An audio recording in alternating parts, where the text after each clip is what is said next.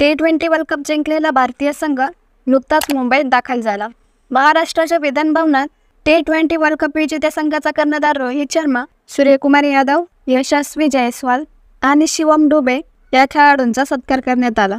यावेळी रोहित शर्मा आणि सूर्यकुमार यादव यांनी मराठीतून भाषण केले। त्याचप्रमाणे रोहित शर्माने आपल्या भाषणावेळी सूर्यकुमारच्या ऐतिहासिक कॅचवर एक मजेशीर टिप्पणी देखील केली आहे। तर चला बघूया नक्की काय म्हणाले आहे रोहित आणि सूर्या। आणि जे मी इकडे पण बघतोय ही पण मेमरी मी कधी विसरू शकत नाही आज। Thank you so much. मी काय म्हणू, माझे वर्ड्स संपले, मला माहित नाही आता काय बोलायचं, पण थँक्यू सो मच।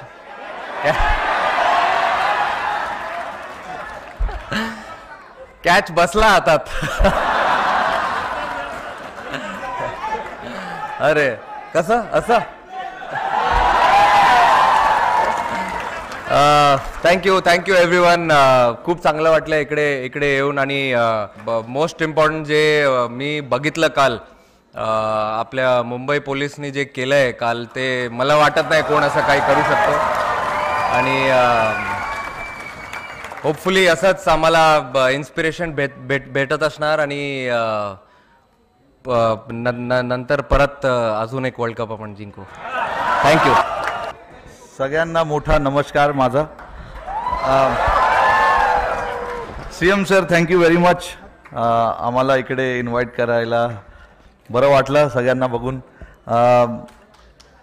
सीएम साहेबांनी आत्ताच सांगितलं मला की असा कार्यक्रम इकडे झाला नाही आहे कधी, आणि असं बघून आम्हाला पण भरपूर आनंद झाला की असं कार्यक्रम आमच्यासाठी इकडे ठेवलं आहे। आणि सगळ्यांना जसं मी सांगितलं की सगळ्यांना बघून इकडे आम्हाला भरपूर आनंद झाला आहे। काल जे आम्ही बघितलं मुंबईमध्ये ते एक सर्वांसाठी स्वप्न आहे, आमच्यासाठी पण एक मोठं स्वप्न होतं की वर्ल्ड कप इंडियामध्ये आणायचं आहे आम्हाला।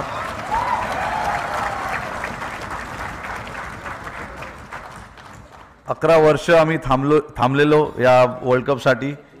2013 आम्ही last ICC champions trophy जिंकलेलो।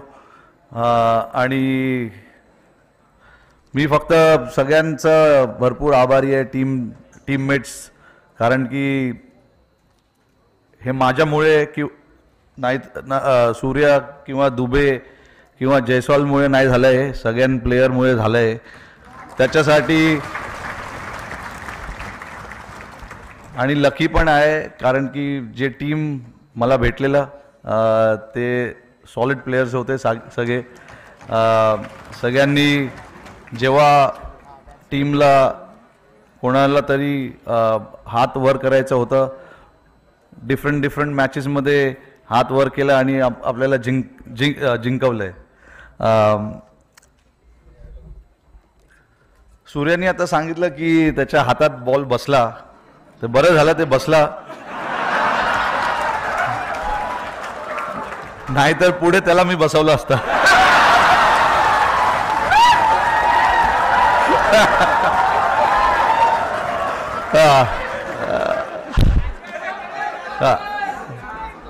Thank you everyone. Thank you Mumbai. जय हिंद, जय महाराष्ट्र। थँक्यू।